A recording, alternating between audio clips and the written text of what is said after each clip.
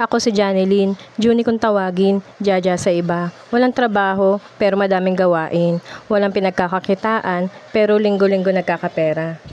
Simulan na natin ang ligpitin, ang kalat ng lababo. Ito pa yung mga nakaraang araw na ginrocery namin at ang mga hugasan na pinagpapabukas pa. Walang laman lahat ng mga pitchel. Tara, bili na din tayo ng mineral. Para may malamig na tubig na iinumin. Mabuti nakauwi na si Cassidy. Bumili ka doon ng mineral. Ito na ang mga ligpitin ko.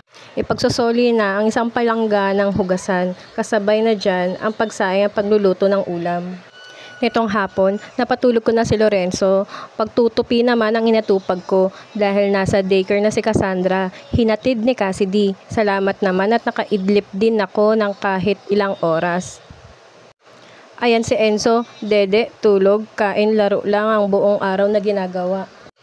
Feeling strong muna tayo for today's video. Walang gagawa nitong pagbuhat-buhat kung pabebe tayo ngayong araw. Punuin lahat ng dapat punuin para makainom ng malamig na tubig, lalo na't sobrang init ngayon sa earth, tagaktak ang pawis, oh my goodness. Ang mga bata talaga ang naka-schedule sa ganitong gawain, ang pag-refill ng mga pitchel. Nasa school nga lang sila ngayon, kaya ako na muna ang gagawa nito.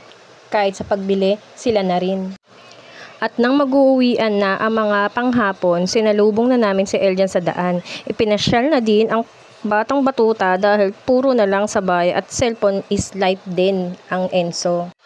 Ang aming ganap for today's video ang magpagupit ng buhok. Halos isang buwan na din mula nung ginupitan ko sila and yes, ako lang ang gumugupit sa kanila. Binilhan ko na din ng tagi-isang ice cream at palamig at bumili na din ako ng panggulay ko para bukas.